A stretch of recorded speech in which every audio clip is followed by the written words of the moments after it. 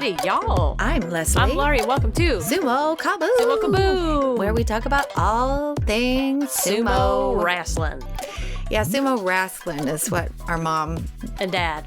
said today. And we just thought it was so funny. We were like, we do talk about sumo wrestling all the time. Our two daughters, they have a Sumo wrestling about podcast. sumo wrestling. Yeah. And this week in our sumo wrestling podcast, we're going to be talking about two newbies, two new wrestlers to the top division because... This is the Texas version. Right before we leave for Japan. Right. We're going full on Southern here. We're talking about two new guys to the top division. I'm going to be talking about, oh my God, a kid that I absolutely adore now. And I can't believe I didn't know anything about him. And I cannot wait to watch him. Onokatsu. Who are you talking about? You're talking about the chicken cutlet where's he from? I'm going to tell you in a little bit. Okay. I'm talking about Shirokuma, the polar bear of Nishonoseki. There we go. So we got two newbies, but first I'm going to read you an email. This one came in from Joanne, and it was just so nice. It says, "Hi ladies, been following Sumo and your podcast for almost exactly a year. I'm JC." So she's not Joanne, she's JC. Awesome. Okay. A Peruvian living in the Netherlands. What? And I know, right? And speaking of sumo to anyone that will hear, I get it. Now I share my love of bashas with my poor boyfriend. What a patient man.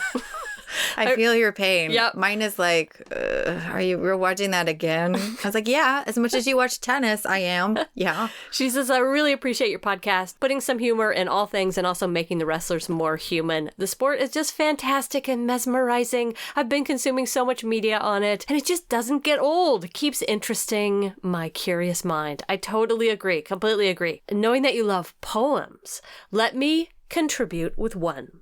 It speaks to my sumo journey, and it might be that someone out there can relate. To all my fellow ADHDers in the sumo rabbit hole, don't fight your brain.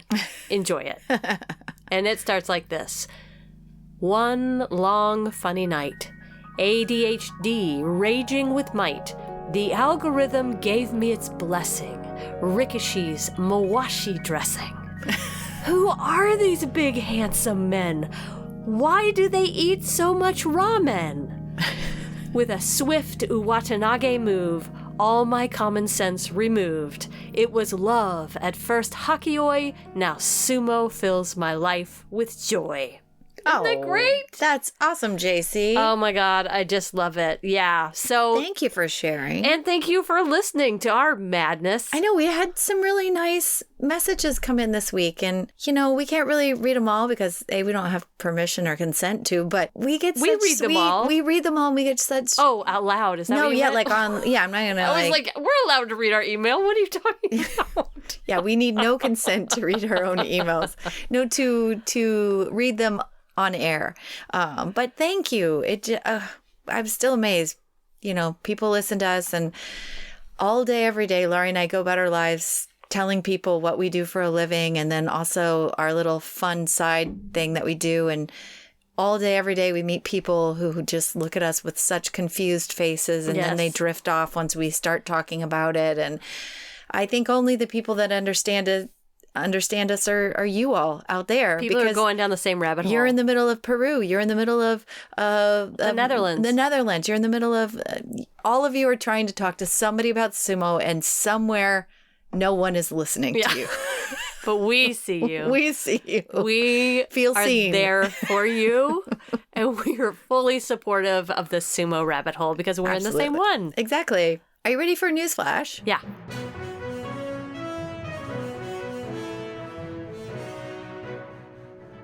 Just an update on, I finished watching the 3-hour eating and singing competition, and it delivered. It was, I think, a solid 2 hours and 15 minutes, and I could not skip through the commercials how I watched it. It was even more eating than you'd ever want to watch. But they all got really full, and then they had tag-ins and tag-outs. Other guys would take over the eating, and then they would finish. And at this point, I cannot remember actually who won, but it was like Shono Noumi. No, I think it was a Tommy Fuji. I think it was Isagahama won across the board. And then they had boy bands. They didn't sing boy bands stuff, but they had sang together. They sang together, 5 of them together. in each Ichimon. Like there were harmonies and there were some up-tempo songs. I mean, I would not have been able to judge them because I thought they were all really, really good. But I feel like Isagahama won across the board. But anyway. So what that means is after sumo practice, they must have all gone upstairs to their bedroom and been like, okay, let's clean the bedroom really they fast. have choir practice. And then sumo wrestlers have choir practice. Yeah, so you do the low part, and then I'll do the high part, and how about we do this little move here, this little dance move, and then you turn. It'll be great. Right. That's what they do. Just kind of like we did in our bedrooms, like when we were little girls. We're like, we're going to make up a dance. I still do that now. Yes, me too. Still known to dance about in my bedroom. Okay.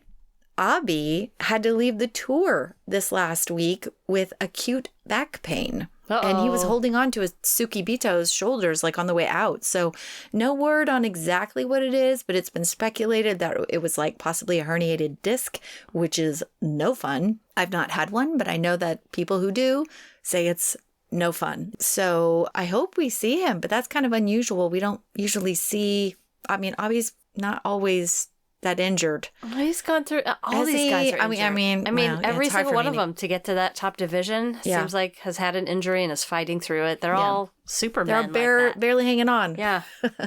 Speaking of somebody who's barely hanging on but making his way back, Onosho had surgery on his right ankle during the July tournament. So if you remember, he like quit and then he had surgery like right then and there so that he could be ready to fight in September. So he still has a terrible knee, which he did not get fixed, but he's like, I need to get my ankle fixed first. And then I've still got the arthritis in the right ankle and chronic damage to the posterior cruciate ligament in his right knee. But he's going to be making a return to the to the ranks. Elbows are falling off and this shoulder is frozen and my ears don't work anymore. And yeah, exactly. But he's still going to be back for September, hopefully.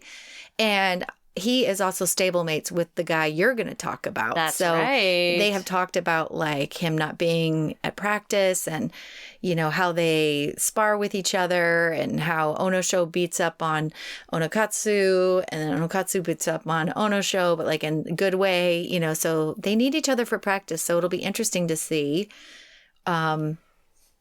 what this guy's done to get ready if he doesn't have his main sparring partner at the Heya to practice with. But like I said, he's back in the mix. He's hoping to be there in September. So he's doing fundamentals and getting back up in the game. Ironman Tamawashi is getting nearer to another record, which is after this like first few days, he's going to be placed like 9th in all time of having like the most appearances in a tournament. And he's 39 years old. And I think on like the second or third day, he may be bumped up to like the 8th of all time. Now, keep in mind that the guy who has the number one spot is Oshio, who had 1,891 appearances. Tamawashi has 1,628. So we would still have 200 more to go, which makes me wonder who was this guy who had over almost 1,900 appearances in sumo. He must have done sumo through his 40s. I mean, yeah. Right? Yeah. Yeah, who was that guy? Yeah. That's a long 16 time. times 6. I'm terrible at math, but it means he would have to stick around at least for a couple more years, right? Yeah. Yeah, in order to beat that record. I mean, if anybody could do it, Tamawashi. Tamawashi can. Yeah. Yeah. He could. He could decide that is the record that I want. And just to give you a heads up, like Hakuho, Chiyono Fuji, those guys are like, those are legends, but they're down at like the 1,200 rank or like, 1,000 rank. This guy, Tamawashi, is 1628. Amazing. He started really young and is still going strong. Yeah. He's been in this for 10 years. So I will be cheering for him in person. Yay! It still doesn't feel real. Like we're talking about all these guys, but it does not feel like I'm going to be sitting there watching them. I know. In the flesh. I don't want to jinx it. I know. But I just like, the airlines, there's so many other things to think about. There's typhoons that can go through. There's all kinds of things. But we need all of your positive energy. Yeah. Sending it our way.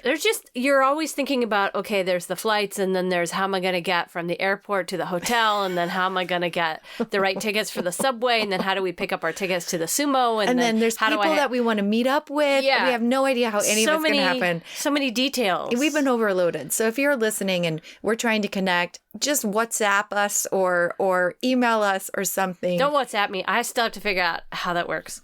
Actually, I don't know. I have a number.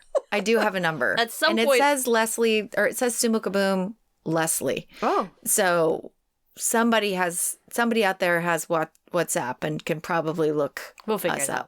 I don't know how it works. Anyway, we're about to go to another country and have no idea how our phones work. But but we'll figure it out.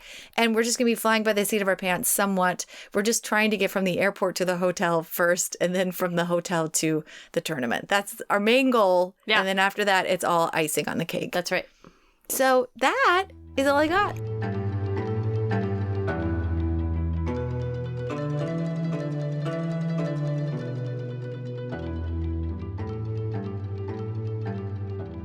Okay, the Banzuke just came out, and we were going to talk more about that next week. Yes. But there were 3 new names. Yes. Well, 2 really new names. One of them I have seen in the top division, although maybe it's his highest rank. Anyway, we're going to talk about 2 of them today. That's right. So you go ahead and teach me about the white bear, because I don't know anything about this kid.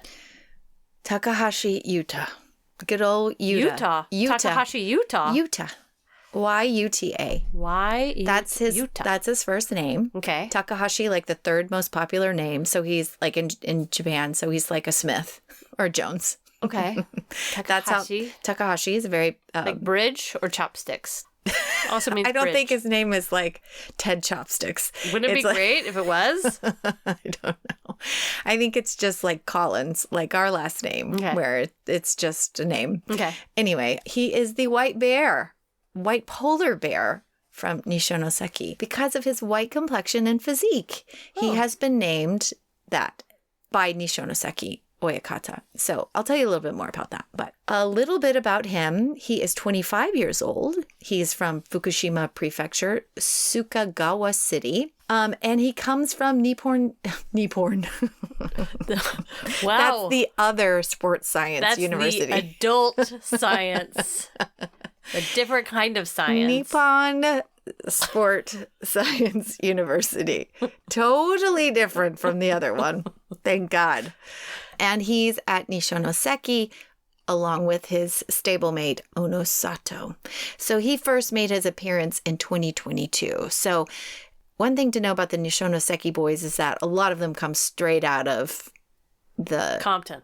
Straight out of Compton, and also Nippon Sports Science University, where Kiseno Sato has a connection. I believe that's probably where I think he got his master's. Maybe I might be lying about that, but he got his degree in sports science something, like how to run a heya. He has a master's in how to run a heya. Believe it or not, they have that degree. So it's something like that. It's not that degree, but it's like business, sports management, all that kind of stuff. He started out, though, as just cute little Yuta.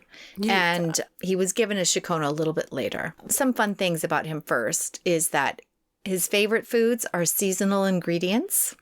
I like him. He likes to eat seasonally. Oh my God, I love him. Me too, Yuta. Me too. And he likes sweets. I mean, there's nothing worse than a strawberry or a tomato out of season. Exactly. Yeah. Oh my God, I love him. A strawberry in January is, well, some can be okay. Strawberries like February, it's great. Yeah, because they come in from California. Anyway, Anyway, Sumo. His hobbies and special skills are watching movies. More in common. And fishing. Yuta. He likes fishing. Yuta, you could be related to us. He could. Here's the message to the people of his hometown is never forget your original intention, number 1.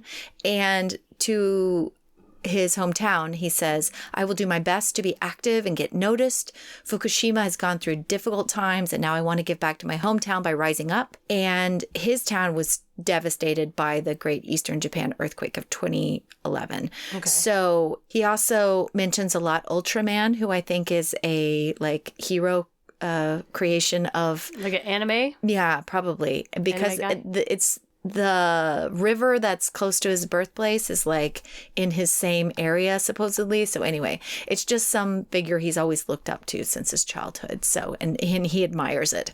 Here's another commonality. Guess what his favorite colors are? They're very American. Well, red, white, and blue? Yes, that's exactly it. I was like, I need to go get him a big old shirt that's red, white, and blue. This should be pretty easy to find. Ultraman is on Netflix. Oh, well, Decades ago, a hero from the stars left this world in peace. Now the son of Ultraman must rise to protect the Earth from a new alien threat. Oh, is that Superman? That sounds like Ultraman. No, but that sounds exactly like Superman's origin story, because with his father Kyle, right? And then he left that in like a pod, and they ended up. That's right. Well, this guy has a metallic suit. I know, but it's like Ultraman versus Super. Yeah, I know. It's very, very similar. Yeah. Maybe I'll bring him like a copy. We need to start watching Ultraman. I know. I'll bring him a copy of like Christopher Reeve's version. That's by the way, the absolute best Superman to me, because Gene Hackman is the absolute best Lex Luthor. I could do a whole. We are going to get back to Sumo. We are. But Ultraman, I have to tell you this, amidst your Gene Hackman love, Ultraman has a circle on his chest, just like Iron Man. He has this, circle, light. But... Yeah, they're all very, very similar. Okay, well, we've got lots to learn about superheroes. But anyway, Ultraman is like the Japanese Superman, I guess. So that's amazing. Yeah. He pulls a lot of his strength and power from that model. He actually has a deeper voice than you would imagine, and he wears glasses. And ladies, you never see him in the ring with glasses, because no one wears rings. No one wears glasses in the ring. Rings or glasses in the ring.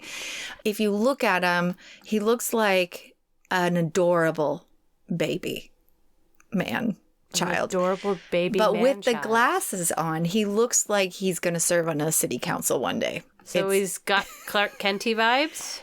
I'd say, but like... Pommel horse guy? Yeah, pommel horse guy, like same realm of like adorableness. I don't know what it is, but like I'm drawn to you, but you know. Okay, if you live outside of America, pommel horse guy was a male gymnast who was really nerdy looking, wore glasses, could hardly see anything. He was a sleeper agent, literally sleeping. And then got on the pommel horse and just like tore it apart. He was the only apparatus that he and he became a meme. Yeah, he's the only in America. The only guy who had one apparatus, came in, crushed it, and got the team a bronze. But could literally only see about a foot in front of his face, it looked like, which is without kind his of glasses. Me. Like, if you think, who are our cutest wrestlers? Ura? Yes. Oh, no show? Yes. Are you thinking cute, not handsome? Cute, round, big heads. Round, big head. Daie show. No. Atami Fuji. Atami Fuji, yes. He is up there as far as cutest sumo wrestlers. Like, you want to squeeze him. Like he is a bear, but I'm sure he doesn't like that. Anyway, so you'll notice him because he's just so friggin' cute, but he's fierce. Oh, okay. I just pulled up a picture of him. I see what you mean. Yeah. Super round face, no neck. Just like you just sweet, squeeze his smiling cheeks. eyes, and he has this like mouth that's like looks like a toddler mouth. I hope he has a girlfriend. He's giving a Tommy Fuji vibes, like that same sort of realm of cuteness. Yeah. Does he smile as much as a Tommy Fuji? Yeah. No, but okay. But when he does, it's adorable. It melts women's hearts all over. I think it melts anybody's heart. He's just adorable. Okay, so he started wrestling at the age of 4 at the recommendation of his grandfather. I don't know why his grandfather was like, you're going to be a sumo wrestler, but I watched a video of the local head guy of his city's like sumo support club, and he was talking about watching this kid Yuta since he was like 4 years old. And then it cut away to like some adolescent matches, and it was him at maybe like 10 years old versus actual 10-year-old, like regular sized 10-year-olds. Mm-hmm. And from the very beginning, this kid has been Big? Enormous. Big Like, kid. it's not even fair. Okay. Like, I don't know if he was like me, who matured early and he was held back, but he was like at least 1.5 feet taller. He looked like a kind of a grown man, you know, up against these really? like small children that he would just pummel Really? out of the ring. So maybe he was just big from the get-go. And I mean, these videos are, you know, 12 years old. And as a 10 to 12-year-old, he was enormous for that size. So maybe that's why his grandpa was like, kid, you're going to be a sumo wrestler. Okay. And he took it seriously. He attended a local sumo dojo in Fukushima. And at 12, he left for a more respectable program, you know, like a bigger program that's going to kind of, you know, open the doors for him to perhaps go into college. And then he did. He went to Nippon Sports Science University. And he was actually the captain of the sumo school's the sumo club. He was captain of the sumo club during his last year. And then he went on to join Nishonoseki. And Onosato was also there at the same time.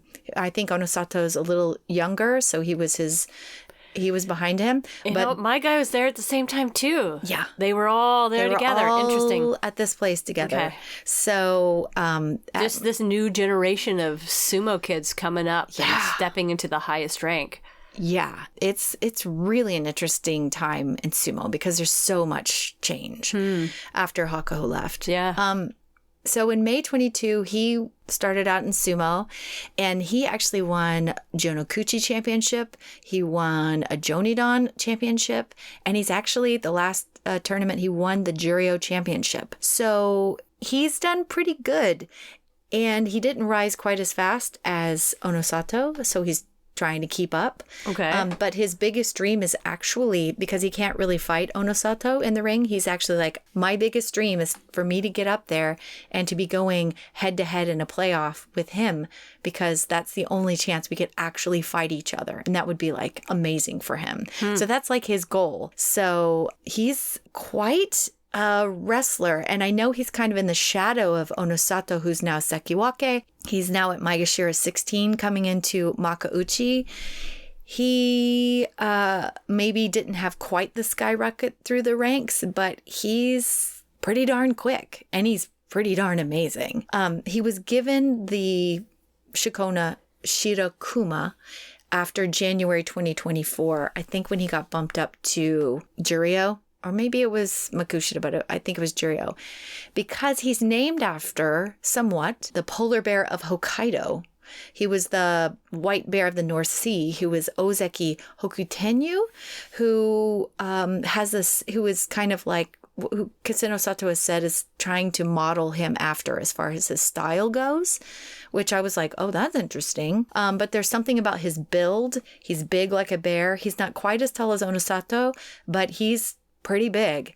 And he has been a little injured, and I think maybe that's why he didn't skyrocket through the ranks like Onosato did. He had a little bit of back pain, but that was March, he didn't pull out completely. He decided to kind of come back in that tournament. So he seems dedicated even to fight through whatever injuries he's had. So yeah, he's often seen in the sauna hanging out with Onosato, because they have their special fancy. I mean, have you ever looked at the Nishonoseki Beya website? No. It's brand new. And if you want to talk about like plush accommodation, they have 2 doyo rings inside. I watched like a little bit of a Keiko with both of the guys there.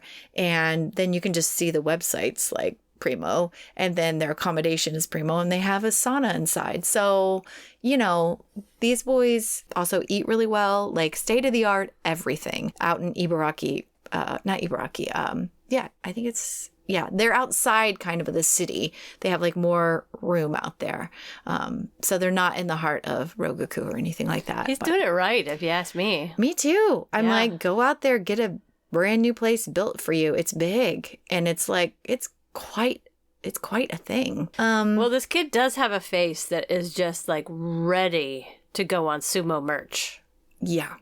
Yeah, it's pretty cute. He's a big Yotsu guy. That's what he prefers. He likes grasping the opponent's mawashi. And I looked at him and I was like, this guy could be a pusher thruster, but he is he wins 49% with Yorikiri, 27 with Oshidashi. He's got Uwatanage in there and then other 18%. So he may still be young and be developing that, but he definitely has a want to do more grappling, and that will be what makes him kind of I think formidable. He won the Juryo Championship with a 12-3 record. Pretty fun. 12-3. Wow. Yeah. All of the tournaments that he's actually won, they were all playoffs. And there was maybe another one that he didn't win. He lost in the playoff.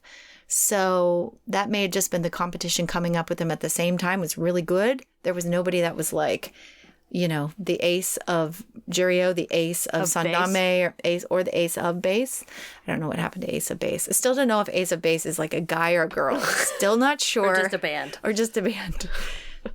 I don't really know. I think Shirokuma is the ace of base. Perhaps. But he is adorable. So I'm looking forward to just more of him. Just more time spent with this adorable white bear. Well, when the sumo gods deliver adorable, they deliver it in double or triple doses.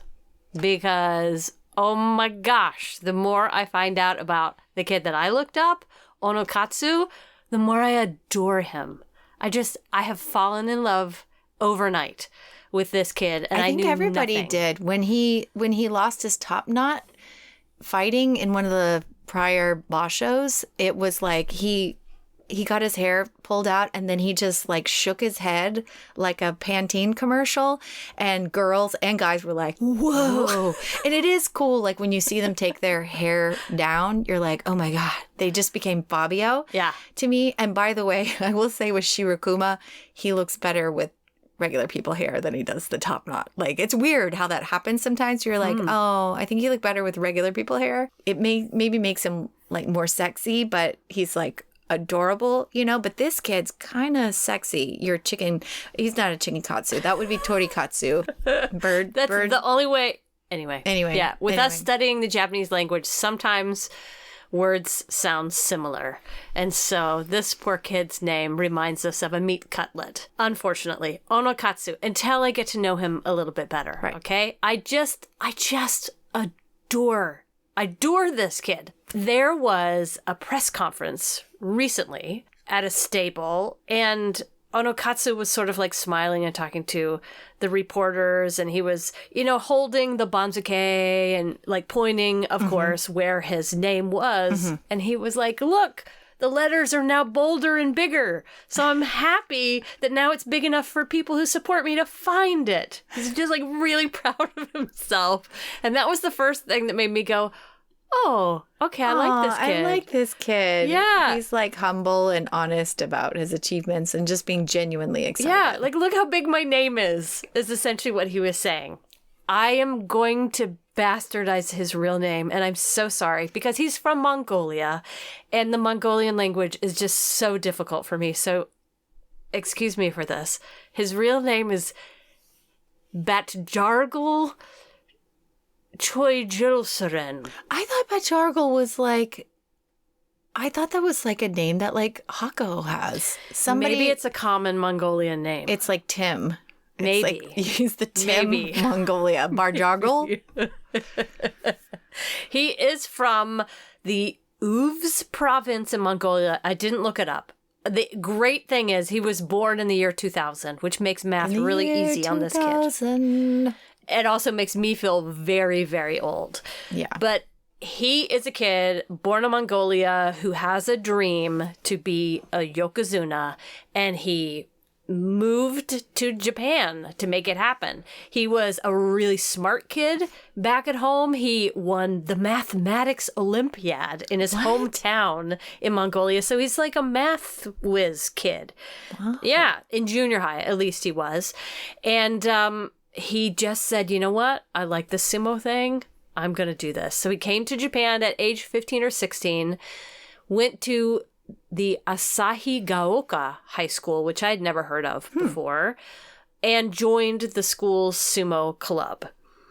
He did really, really well in high school. In his second year in high school, he won the Kanto tournament open weight class. In his third year, he took second place at the National High School Sumo Championship. How did he get over to Japan? It makes me wonder if that was Hakuho's influence. I don't know. All these like Oshoma, all these young Mongolian kids over. Here's the thing about when these kids first start showing up, underneath the press spotlight. We don't know a huge amount about them. There's a few articles, but it really takes a couple of years when they really start doing well. Then the press get curious enough to ask them, okay, how did you end up here?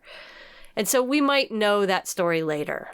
Right. All I know is that he came from Mongolia, landed in Japan, did really well in high school sumo. He went to, funnily enough, Nippon Sports Science University, and he was in the same class as Onosato.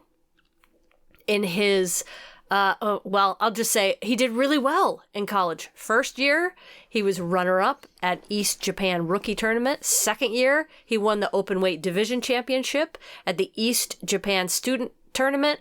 Fourth year, he won the East Japan Student Tournament Open Weight Division, blah, blah, blah. And again, the National Student Sumo Championship.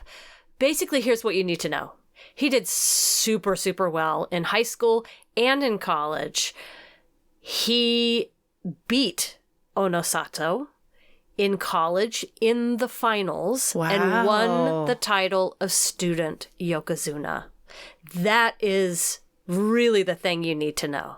As well as Onosato is doing, this kid was a little bit better. Wow. He's not as big, though, right? Well, he is, blah, blah, blah, He is just over 6 foot tall, and he's just over 350 pounds.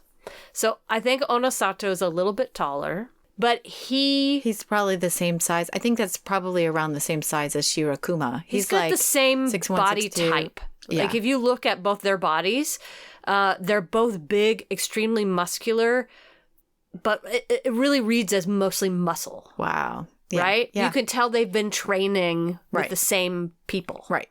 Because they're very similar looking, and their style is pretty similar too.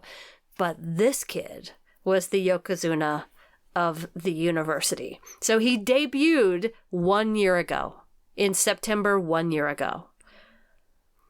And he's got, like, if you look at his history, it's exactly like the history that Onosato had when he came in.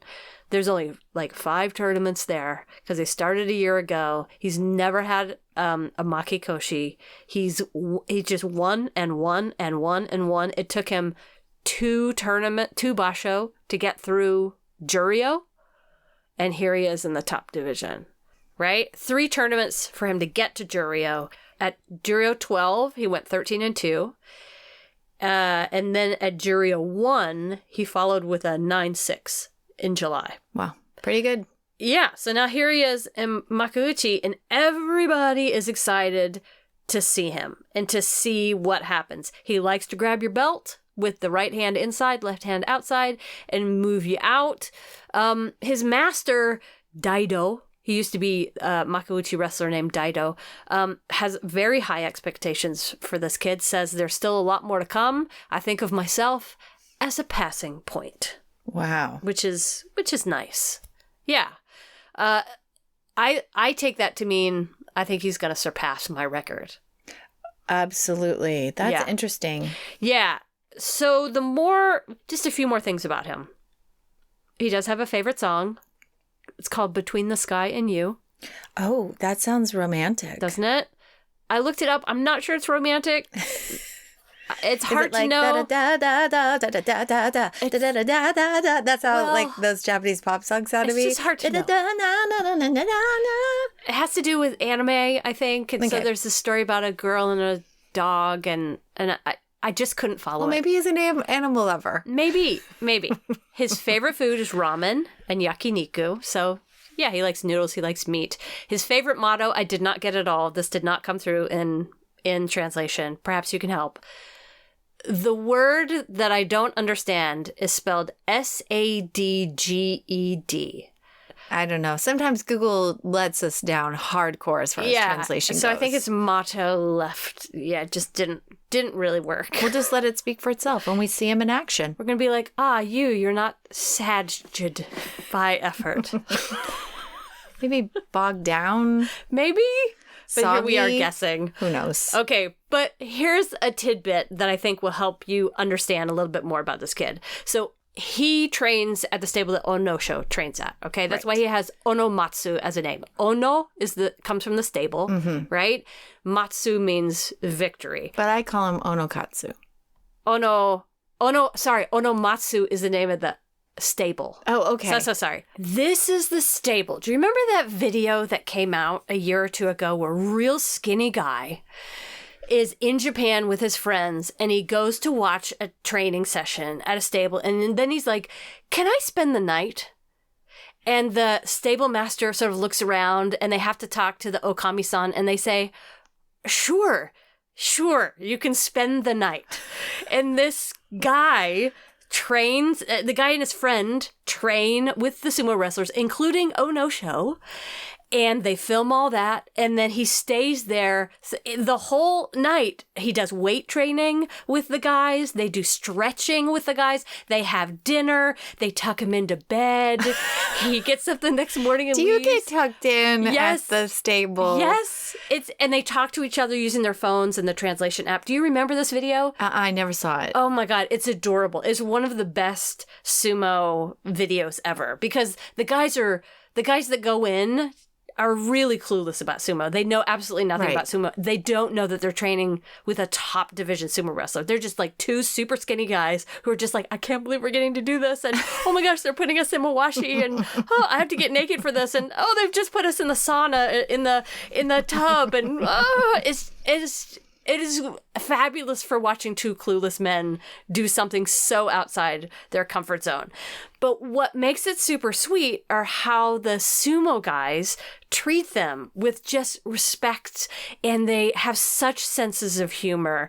So Onosho is there, and also this kid, Onokatsu, is sort of in the background as this video is being done, and they have a short little interview with Onokatsu because Onokatsu can speak some English, not a lot, not super well, but well enough to say, yes, I'm here from Mongolia, I went to school here, and my dream is to become a yokozuna, and to tell a little bit about his backstory. And he still has short hair, so it must have been when he was in college, maybe a couple of years ago. Yeah. But he's really sweet and soft-spoken. And between this video of the Heya, and if you go on to their official studio website, this Heya, more than any other Heya I have ever seen, seems like a family. Like all of their pictures really look like a family potluck. There's always like people are holding each other and hugging each other all the time. There's always kids around and the sumo wrestlers are holding the kids or like making faces into the camera with the kids. They're playing games with the kids. They're swimming in the ocean. They're showing off their growing arm muscles. They're grilling on the Barbie outside. Like it really looks like a family lives here more than any other one. And this website got me so excited because front and center on the website is this section entitled Diary of a Wife. And I thought, oh my God, she's going to give me a blog of what it's like to like be the Okami-san. Please. Have we never done an episode on the Okami? Yeah, we did. We haven't been able to interview one or anything. And so this is a blog, and that was the title. And I thought, oh my God, this is what we've been looking for. But then when you open it up, it's just like, here's the guy. We just had a haircutting ceremony. Here are the guys. And then here's what happened on day 15. And it just gives you the star chart. Yeah, and then we don't get the diary of an Okami-san. Which is what I wanted. But if you want to like look at a website that really does feel like a family, go to this website because it's a great website and the guys just are super sweet. Or watch this video online and then you can see this interview with this kid and you will fall in love with this kid. Can you post that link? Yes. In our notes so we can watch that. I absolutely will. And I'll say he's very good looking. He's cutie. Yeah, he's a cutie. I would not kick him out of bed for eating crackers. Yep. And Or sumo wrestling with me. Yeah. I think the talent that's coming up from these university programs are super strong. Mm-hmm. And it's just so nice to see them take off like a cannon once they get involved in sumo. And I think this kid is on his rise, and we're going to see a lot more from this kid. And he has the experience with Onosato that many of the others don't. And Shirokuma as well. Yeah. So that's really exciting. Yeah. Double yay. And hopefully more will come out about this kid in the future, and we can share it. I'm sure we'll see more. But if we see him walk in, we can yell out, hello, because he does speak some English. All right. I guess that's it for this week. Yeah. Next week, we're going to be talking about movement up and down the Banzuke next week, so stay tuned for that. And then after that, it's bingo time. It's bingo time, and we will be in Japan, so still doesn't feel real. Stay tuned for excitement from the road, from our travels. Until then, I am Leslie. I'm Laura. See you later. Bye.